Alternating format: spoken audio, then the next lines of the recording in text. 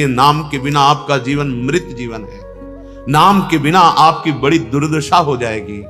ये बहुत सोच विचार करके ब्रह्म ऋषियों ने जो लिखा है उसे समझिए आप। ये मानव जीवन आपको बार बार नहीं मिलेगा, बार बार तो बनत नहीं। यह संजोग अनूप मानुस्तन वृंदा विपिन रसिकन संग विविरूप। प्रिया प्रीतम की उपासना मिल गई, तुम्हें वृंदावन धाम आने को मिला, तुम्हें मनुष्य जन्म मिला, इससे बड़ी हरि की और कोई कृपा नहीं हो सकती। यदि इस जन्म में भगवत प्राप्ति नहीं कर पाए तो पता नहीं कितना भटकना पड़ेगा, यह संयोग बने कि ना बने। ध्रुवदास जी तो कहते नहीं बनेगा, बार बार तो बनत नहीं। यह संजोग अनूप, जैसा अब अपने को अवसर मिल गया भगवत प्राप्ति का, ऐसा नहीं मिलेगा, क्योंकि कलिकाल है, ये अपना प्रबल रूप बढ़ाता चला जाएगा। होंगे संत महात्मा, ऐसा नहीं कि नौ सृष्टि खाली नहीं रहेगी, पर उनके वचन ग्रहण करने की योग्यता हमें नहीं रहेगी। जब तक हमारे पवित्र आचरण नहीं होते, अंतःकरण पवित्र नहीं होता, तब तक संतों के वाक्य को हम समझ नहीं सकते। वासनामयी बुद्धि, कामनामयी बुद्धि संत वाक्यों को नहीं समझ सकती, उसके लिए तो निर्वासनिक बुद्धि चाहिए। कलिकाल का ऐसा वासना में प्रभाव बढ़ेगा कि संत वाक्य उसको एक उपहासास्पद वाक्य लगेंगे। ऐसा कैसे हो सकता है, वो ऐसा सोचेगा। अभी बुद्धि कुछ शुद्ध है, अभी सत्संग मिल रहा है, अभी मन में आ गया है कि भजन करना चाहिए, कर लो। ये बार बार ऐसी कृपा नहीं होगी। बंधन कर्म कठिन जे पहले सोऊ काट बहावत। जिसको ये समझ में आ गया कि ये शरीर मैं नहीं हूं, मेरा नहीं है, ये मिला है, जो मिला है वो छूटेगा, तो हम असली कमाई कर लें। ये उपदेश की बात नहीं है, उपदेश तो बहुत हो रहे हैं। अपने जीवन का यदि लक्ष्य दृढ़ नहीं हुआ, भजन नहीं हुआ, परिवर्तन नहीं हुआ उद्देश्य का, तो ये प्रवचन मात्र से माया किसी को नहीं बख्शती। प्रवचन सुन लो और प्रवचन कर लो, पर रहोगे माया में ही। जब तक अव्यावृत भजनात्, निरंतर भजन नहीं, तदर्पिता अखिलाचारिता, समस्त कर्म भगवत अर्पित नहीं, तब तक हृदय का परिवर्तन नहीं होता। वाचिक ज्ञान से माया पर कुछ भी प्रभाव नहीं पड़ता। हृदय का ज्ञान होना चाहिए, अनुभूत ज्ञान होना चाहिए।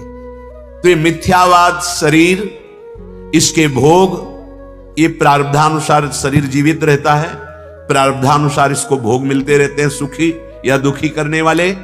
आप पुरुषार्थ कर लो भगवत प्राप्ति के लिए, कर्तव्य कर्म को भगवत समर्पित करते हुए निरंतर नाम जप, भगवत आसक्त चित्त हो जाना मनुष्य जीवन का परम फल है।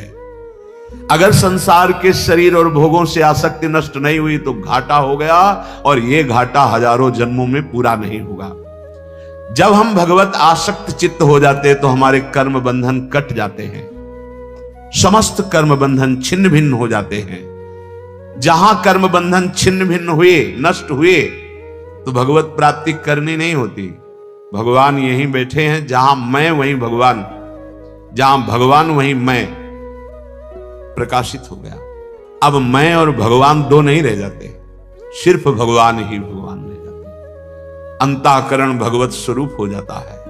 अपना तो स्वरूप भगवत स्वरूप है ही, अंतःकरण भगवत स्वरूप हो जाता है। श्री सूरदास जी महाराज कहते हैं, यदि आपने इस जन्म में भजन नहीं किया तो तुम्हारा जीवन प्रेत जैसा गया, और परिणाम तुम्हें बड़ा दुखद प्राप्त होगा। वही बात श्रीपाद प्रबोधानंद जी महाराज कह रहे हैं कि ये मिथ्या इंद्रियों के विषयों को कब तक भोगते रहोगे। कभी थोड़ा बैठकर एकांत में विचार करो कि बहुत बार भोगा, पर मिला क्या हमें? पर विचार है ही नहीं। विचार तो दूषित हो गए हैं, अपवित्र विचार हो गए हैं। आप ध्यान नहीं दे पा रहे कि आपके समय को केवल नष्ट किया जा रहा है, ये छूटने वाला है।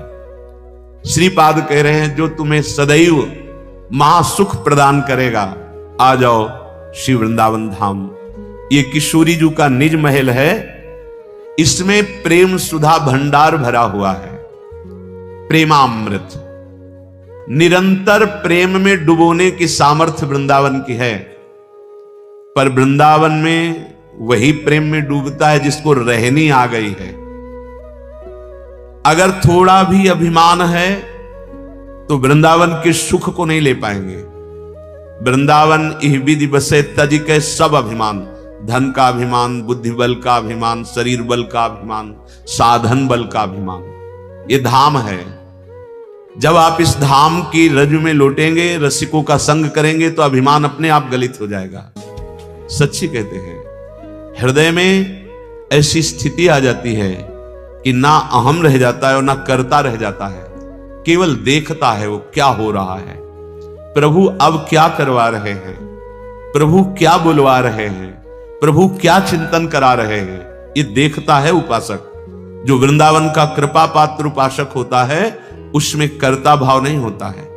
कर्ता भाव अहम लय हो जाता है प्रभु के चरणारविंद में, और स्वयं प्रभु उसके हृदय में बैठ करके भागवतिक चेष्टाएं कराते हैं। किंचित मात्र सुसुख वांछा नहीं रह जाती।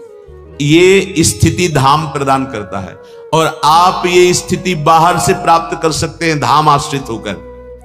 जैसे पूज्य भाई जी श्री हनुमान प्रसाद पोद्दार जी गीता वाटिका में, पूज्य श्री राधा बाबा जी, आप कहेंगे ये बड़े महापुरुष हैं, तो ये बड़े महापुरुष किनके हुए?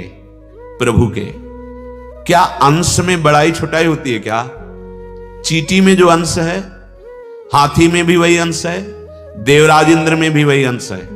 अंश में कोई फर्क नहीं होता, भगवद अंश समान रूप से होता है। हां, अब उस स्वरूप स्थिति में जागृत कौन हुआ है, ये बात होती है। आप जागृत हो जाएं तो जो भाई जी को प्रियालाल सुख दिए वही आपको देंगे, जो मीरा जी को सुख दिए वही आपको देंगे। पर आप तो सोए हुए हैं मोह निद्रा में, इंद्रियजन्य भोगों में आप आसक्त हैं। जैसे जैसे आपका नाम जब चलेगा, आपको समझाना नहीं पड़ेगा, इंद्रियजन्य भोगों में अरुचि हो जाएगी। लौकिक जितनी सुख सुविधाएं हैं ये स्वयं आपके चरणों में आ जाएंगी, पर आपके हृदय से मात्र चला जाएगा। जहां आपका भजन ठीक से होने लगा, तहां आपकी ऐसी योग्यता बढ़ेगी कि ब्रह्म पदवी भी, जो परमेष्ठी पद, वो भी आपको फीका लगने लगेगा। पर भजन में रुचि नहीं है, भजन करने की हमारे अंदर लगन नहीं है। रोज सत्संग सुनते हैं, रोज सत्संग होता है, नाम की महिमा रोज गाई जाती है, पर आप देखिए अपने हृदय में जांच कर, क्या आप निरंतर नाम जप रहे हैं? क्या आप विषय चिंतन को काट पा रहे हैं? क्या आप प्रियालाल के लिए रोते हैं? विचार करके देख लो। यदि हां तो आप धन्य हैं, और यदि नहीं तो अब भी दुर्भाग्य है कि सुधा भंडार, प्रेम सुधा भंडार वृंदावन में आकर, वृंदावन का आश्रय लेकर, वृंदावन की रज में रहकर विषय चिंतन हो रहा है, संसार का चिंतन हो रहा है, प्रियालाल का अखंड चिंतन नहीं हो रहा। सच्ची मानिए, जहां अखंड चिंतन होने लगता है तो ना जीने की आशा रहती है, ना मरने का भय लगता है, ना कोई किसी भी तरह के पद प्रतिष्ठा लाभ की कोई वृत्ति ही नहीं रह जाती, क्योंकि है ही नहीं, यहां कोई लाभ नहीं। कुछ भी बनो, मरना है। अब बोलो इसके आगे क्या उत्तर है? कुछ भी बनो, बिगड़ना है। कोई भी उन्नति कर लो, प्रभु से विमुख होकर, पतन है उसका। हाथ में कुछ नहीं आना, कुछ भी बनो। ये इसलिए कह रहा हूं कि आप सावधान हो जाएं और असली कमाई कर लें। श्रीपाद कह रहे हैं, सारम सारंगवत सुंचरो मधुर बने राधिका केली धामनी। हे भाई, सारंगवत, भ्रमर बन जाओ राधा नाम के। जैसे भ्रमर पुष्प का पराग पान करता है, ऐसे श्री कृष्ण के हृदय के प्रेम का पराग है ये राधा नाम। सच्ची मानना, ये हृदय की भी बात आचार्य चरण के प्रताप से जो समझ में आई है, सब साधन जहां तक बने हैं वो किए गए हैं भगवत कृपा प्रसाद से।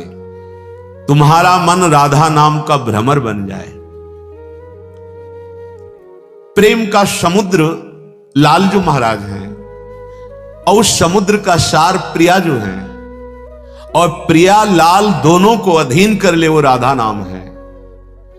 ये हम किसी संप्रदायवाद या पक्षपात से नहीं कह रहे, मान लो ये हृदय की बात कह रहे हैं। अहो भाग्य जिनको विश्वास हो जाए इस राधा नाम पर। भ्रमर बना दो। भ्रमर की दो वृत्तियां, एक पराग का स्वाद लेना और एक गुंजार करना। राधा नाम का गुंजार होता रहे, इसलिए हर ध्वनि में राधा नाम गाने की अनुमति दे दी है। अगर आपको सांसारिक ध्वनियों के गुनगुनाने का स्वभाव बन गया है तो उसमें राधा नाम गुनगुनाओ। राधा नाम ऐसे भ्रमर की तरह गुनगुनाओ कि वो छूटे ना। कोई भी ध्वनि पकड़ लो, राधा राधा राधा राधा राधा। भ्रमर स्वाद लेता है पराग का, तो राधा नाम सुधा रसम रसयुतुम जिह्वास्तु में विभला। ये हित सजनी जो कह रहे हैं, हरिवंश महाप्रभु कह रहे हैं, ये राधा नाम का अमृत स्वाद जे ही तुम्हारी जिह्वा में प्रकट हुआ, तेवी नित्य लीला में प्रवेश हो जाएगा। हमारी बात मान लेना। सब जितने मंत्र हैं उनका प्रधान ये राधा है, क्योंकि जितने मंत्र हैं भगवान के हैं, और भगवान भी अपने श्रीमुख से जिस नाम का रसास्वादन लेते हैं